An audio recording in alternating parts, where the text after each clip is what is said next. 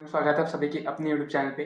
आज के इस वीडियो में हम करने वाले हैं फिजिकल एजुकेशन का chapter number 2 which is children and women in sports. तो चलिए बिना किसी तरीके स्टार्ट करते हैं।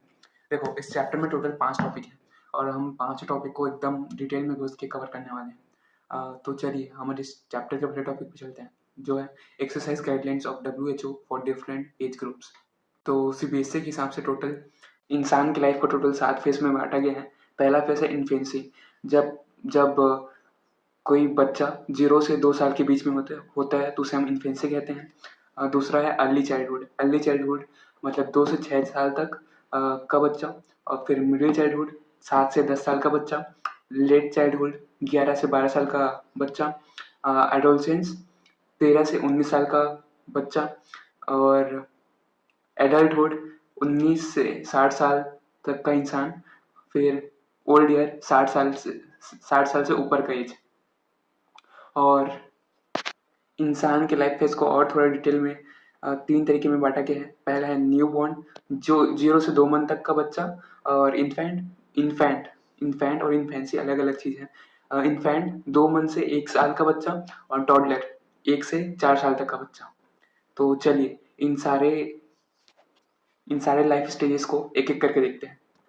देखो, 0 से 2 साल के बच्चे बहुत ही नाजुक होते हैं, इसलिए इन्हें हेवी वर्कआउट मतलब ज़्यादा एक्सरसाइज नहीं कराते हैं। सिंपल एक्सरसाइज कराते हैं जिनसे उनका हेड मूवमेंट, सिटिंग और क्रॉलिंग इम्प्रूव हो सके, जैसे कि throwing a ball, catching a ball, kicking a ball वगैरह वगैरह। अब हम चलते हैं दूसरे लाइफ फेज पे। दूसरा है अर्ली चाइल्डहुड, 3 से 6 साल तक का बच्चा। और इनके लिए ऐसे एक्सरसाइज दिए जाते हैं जिनसे इनके मोटर स्किल डेवलप हो सके। ये इनके और इन्हें स्पोर्ट्स में पार्टिसिपेट करने के लिए ज़्यादा जोर दिया जाता है, ना कि कॉम्पिटिशन पे।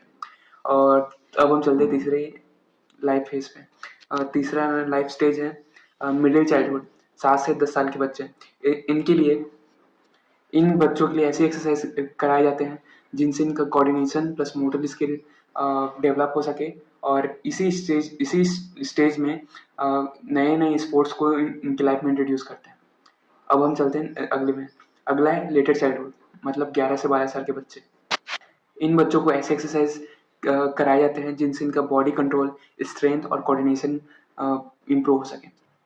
और इंड्योरेंस रिलेटेड एक्सरसाइज इनसे नहीं कराए जाते। और इसी फेज में बच्चों को टीम में खिलाया जाता है ताकि उनका सोशल कॉन्शियसनेस बढ़ सके। और उन्हें बेसिक रूल्स, स्पोर्ट्स के बेसिक रूल्स सिखाए, जैसे कि फेयर प्ले, सिंपल स्ट्रेटजीज और ईमानदारी। अब हम चलते हैं अगले पे। अगला है एडोलसेंस, मतलब 13 से 18 साल तक के बच्चे। इसी फेज में तुम्हारा भाई भी है। यहाँ से स्टार्ट होता है मॉडरेट इंटेंसिटी वाला वर्कआउट। कम से कम 60 मिनट हर दिन हर दिन की exercise plus muscle strengthening, bone strengthening exercise, ये जैसे कि रनिंग, स्विमिंग एक्सेट्रा। अब हम चलते हैं अगली लाइफ स्टेज पे। अगला लाइफ स्टेज है एडल्टहुड, मतलब 19 से 60 साल तक का फेस। यहाँ पे मॉडरेट इंटेंसिटी वाला वर्कआउट कराए जाते हैं क्योंकि इस स्टेज से इंसान बूढ़ा होने लगता है, मतलब जवान ही रहता है। मसल स्ट्रेंथनिंग एक्सरसाइज कम से कम 2 बार हफ्ते में। और bond strengthening exercise same adolescence वाले एक्सरसाइज की तरह इसमें भी सेम है, जैसे कि रनिंग, स्विमिंग एक्सेट्रा, ताकि स्टेमिना बढ़ सके अंदर का। फिर ओल्ड एज जैसे कि 60 साल और उनसे ऊपर का एज। इस एज के इंसानों को ज़्यादा एक्सरसाइज नहीं कराए जाते, कम से कम 10-15 मिनट की एक्सरसाइज, जैसे कि वॉकिंग, क्लाइंबिंग, रनिंग, थोड़ा धाड़ा एक्सेट्रा। अब हम चलते हैं चैप्टर के दूसरे टॉपिक पे। दूसरा टॉपिक है common postural deformities and their corrective measures. सबसे पहले इसका मतलब देख लेते हैं। देखो, कॉमन पोस्टुरल डिफॉर्मिटीज मतलब हमारा जो पोस्चर है ना, उससे रिलेटेड कोई दिक्कत। चलिए सबको एक एक करके देखते हैं। इसमें टोटल 7 दिए हुए हैं, हम एक एक करके सबको देखेंगे। पहला है नौकनी। नौकनी को गेनु वेलगम नाम से भी जाना जाता है। और जब हमारा घुटना पास पास जुड़ जाए तो ये नौकनी होता है। जैसा कि इस फोटो में दिया दिया गया है। और जब ऐसा होता है, घुटना आसपास जुड़ जाता है, तो नॉक नॉक करता है, इसलिए इसे नॉक नहीं कहा जाता है। और नॉर्मली यहाँ पे 3 से 4 इंच का गैप होता है, और जब नॉक नहीं होता है तो ये गैप हट जाता है। नॉकनी के टोटल 4 कॉजेज हैं। पहला कॉज है वीकनेस ऑफ मसल और लिगामेंट्स। दूसरा कॉज है ओवरवेट ऑफ बॉडी। तीसरा लैक ऑफ बैलेंस डाइट। चौथा लैक ऑफ विटामिन डी। और इसका इसका सही करने के कुछ तरीके हैं, आइए देखते हैं। पहले सही करने का तरीका है, आप हॉर्स राइडिंग कर सकते हैं, या फिर तकिए को अपने घुटनों के बीच में रखकर सोएं। इससे आपका नॉकनी का प्रॉब्लम दूर हो सकता है। और कुछ एक्सरसाइज हैं जैसे कि पद्मासना, और दूसरा गोमुखासना। इसका ट्रिक, शॉर्ट ट्रिक ऐसा याद रख सकते हो, पी से पद्मासना, जी से गौमुखासना। अब हम चलते हैं दूसरे डिफॉर्मिटीज पे। दूसरा डिफॉर्मिटी है फ्लैट फुट। फ्लैट फुट को पी प्लानस नाम से भी जाना जाता है। ये हमारे फुट का ऐसी कंडीशन होता है जहाँ पे जो हमारे फुट के बीच में जो आर्क रहता है वो नहीं रहता, जैसे कि इस इमेज में दिया गया है। जैसे इसका नाम से ही है, नाम से पता चल रहा है फ्लैट फुट, मतलब हमारा फुट है वो पूरा फ्लैट हो जाता है। नॉर्मली यहाँ पे एक आर्क रहता है, लेकिन फ्लैट फुट होता है तो एकदम प्लेन हो जाता है। इसके कॉजेज टोटल 4 हैं। पहला है फॉल्टी पोस्चर। दूसरा बहुत लंबे समय तक खड़े रहना। तीसरा एक्सेसिव बॉडी वेट, मतलब बहुत ज़्यादा वेट होना। चौथा लैक ऑफ प्रॉपर एक्सरसाइज। इसको सही करने के कुछ तरीके हैं, आइए देखते हैं।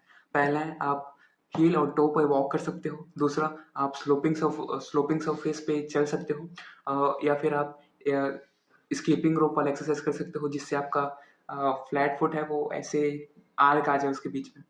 और कुछ योगा हैं जो आप कर सकते हैं, जैसे कि अंधोमुखासना या फिर वज्रासना। इसको याद रखने के 2 तरीका है कि ए से अंधोमुखासना, वी से वज्रासना। अब हम चलते हैं तीसरे डिफॉर्मिटीज पे। तीसरा है बोलेक्स।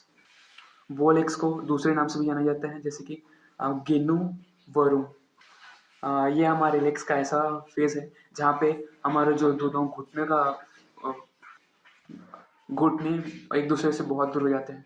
या फिर हम ऐसे कह सकते हैं कि हमारे लेग्स के बीच में एक बो का शेप आ जाता है।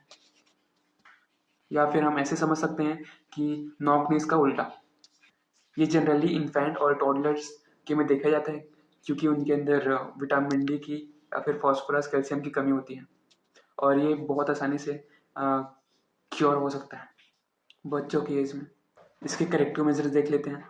आप अगर आप बच्चे को है तो उसे कैल्शियम खिला सकते हैं। बड़ों के लिए ब्रेसेस का यूज़, ब्रेसेस मतलब आप ये फोटो में देख सकते हो। अब हम चलते हैं अगले डिफॉर्मिटीज पे। अगला है राउंड शोल्डर। ये एक ऐसा डिफॉर्मिटी है जहाँ पे हमारा जो शोल्डर है ना वो आगे की तरफ झुक जाता है और राउंड दिखने लगता है। इसके कॉजेज देख लेते हैं।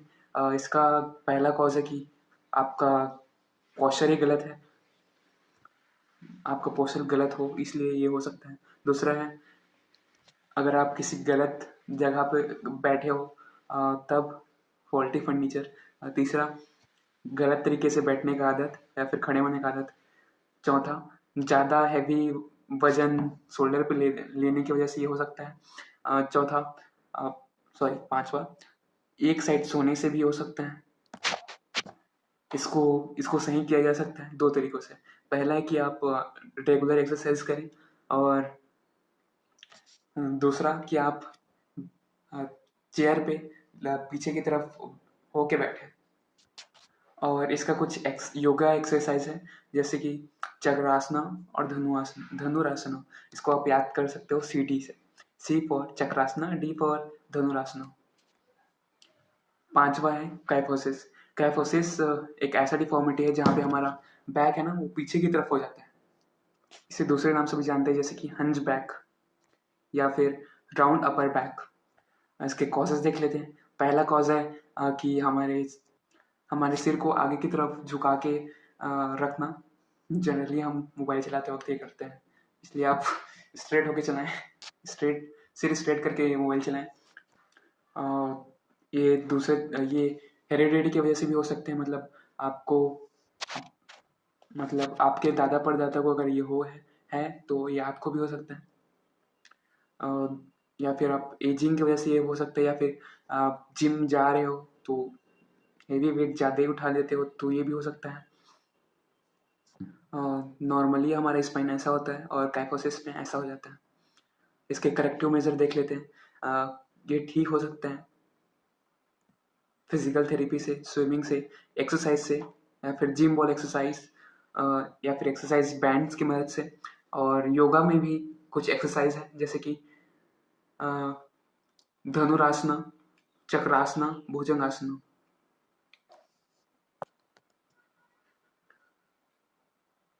इसको आप DCB नाम से याद रख सकते हो। DCB, D से धनुरासना, C से चक्रासना, B से भुजंगासना। अब हम चलते हैं अगले डिफॉर्मिटीज पे। अगला डिफॉर्मिटीज है लॉर्डोसिस। लॉर्डोसिस इसमें आपका हिप रीजन है ना, वो पीछे की तरफ हो जाता है। इसे हम लुम्बोव कर्व भी कह सकते हैं।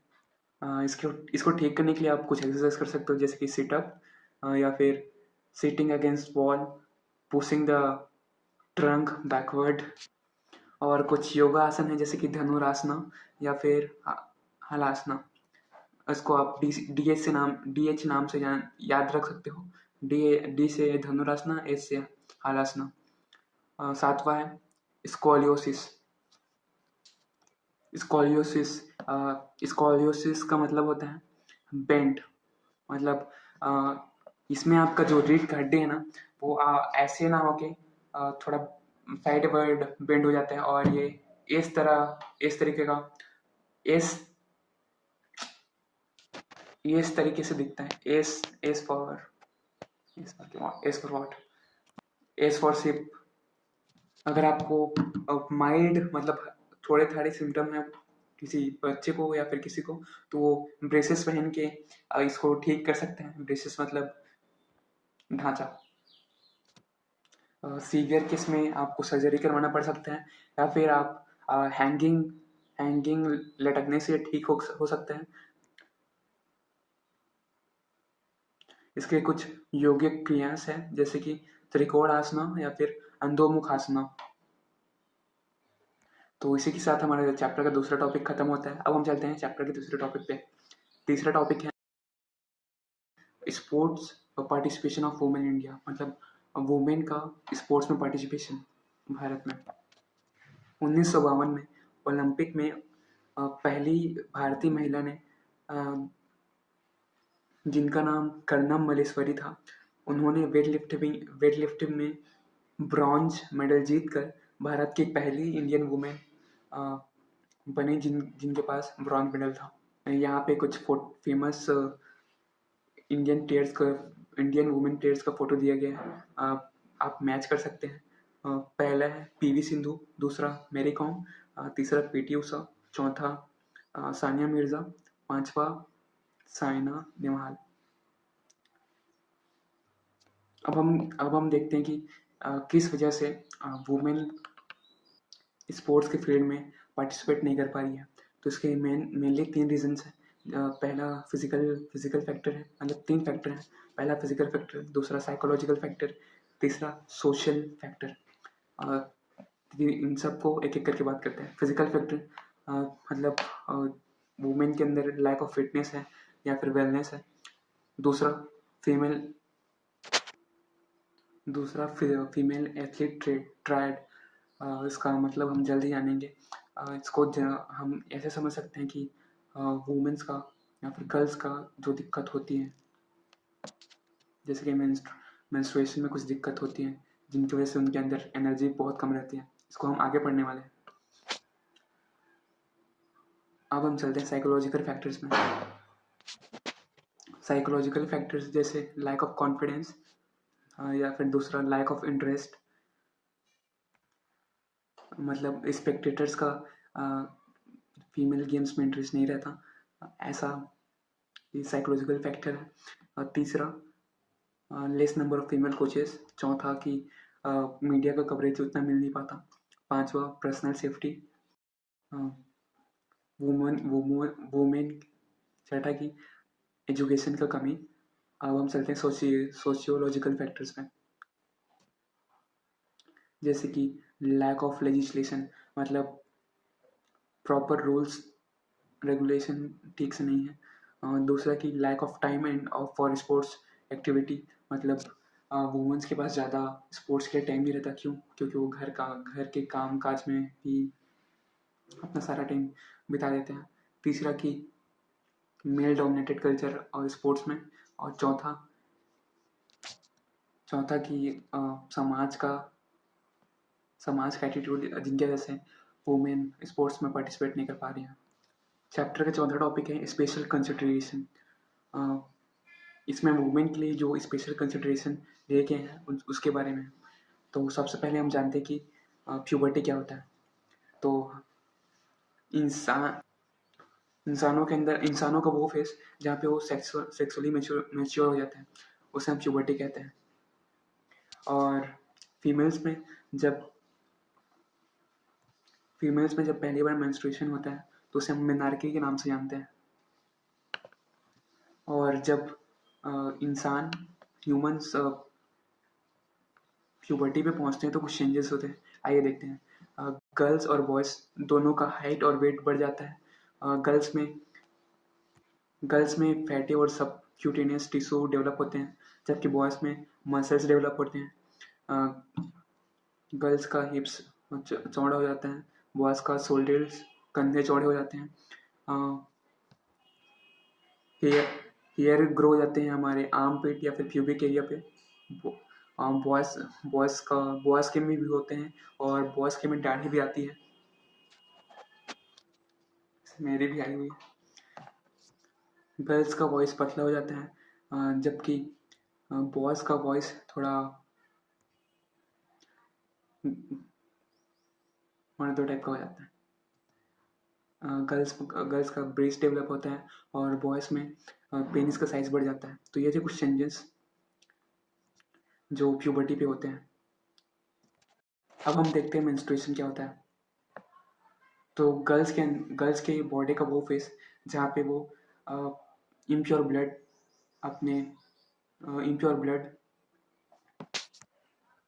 यूटेरस से वजाइना के थ्रू ब्लड निकलता है, ब्लड ब्लीड होता है, तो इसे हम मेंस्ट्रुएशन के नाम से जानते हैं। ये मेनोपॉज तक होता है। मेनोपॉज मतलब फीमेल्स के अंदर वो फेस जब तक कि वो मेंस्ट्रुएशन रोक ना दे।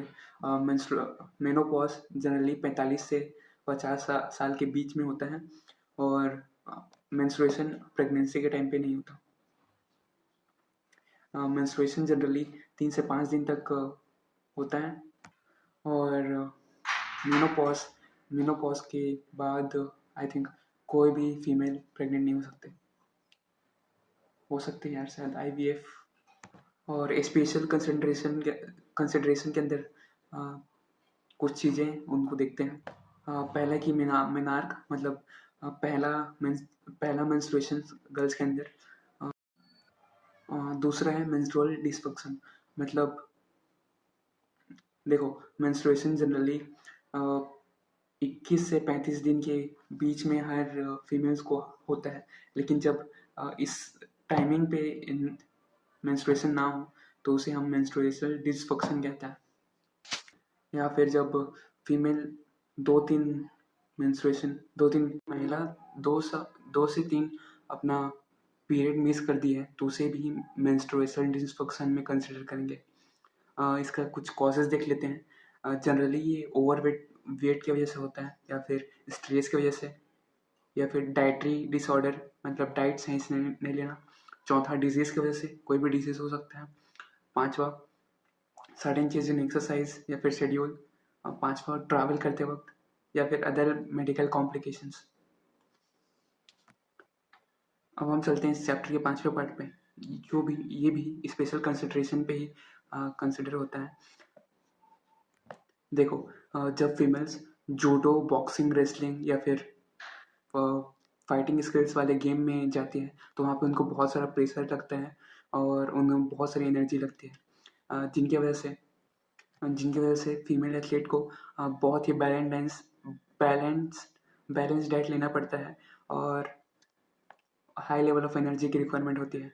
अगर ये सही से पूरा नहीं होता तो एथलीट की हेल्थ को काफ़ी रिस्क होता है।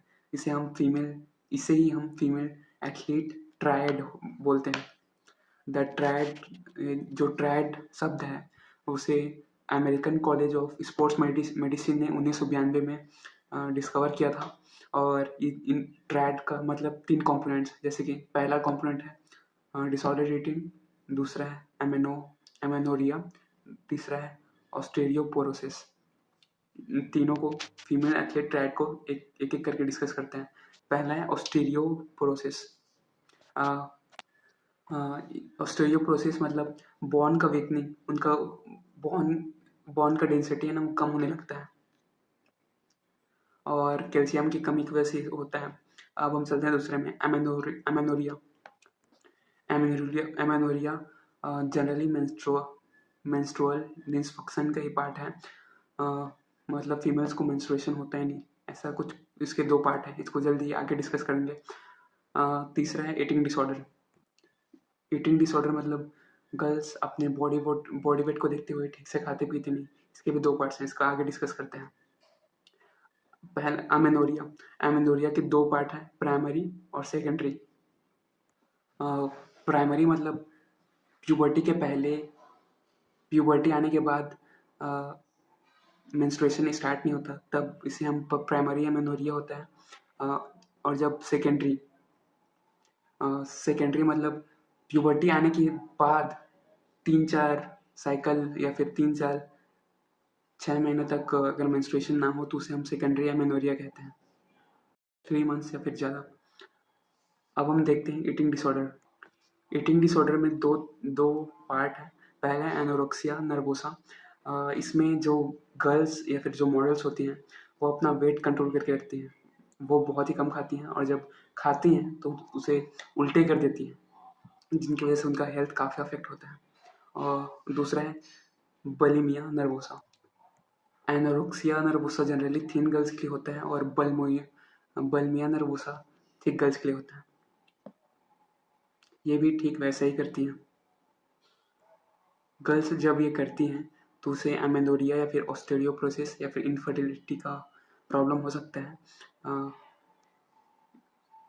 या फिर बुलिमिया नर्वोसा में हार्ट फेलियर या फिर डैमेज ऑफ इसोफेगस या फिर टीथ, ये सब हो सकता है। बुलिमिया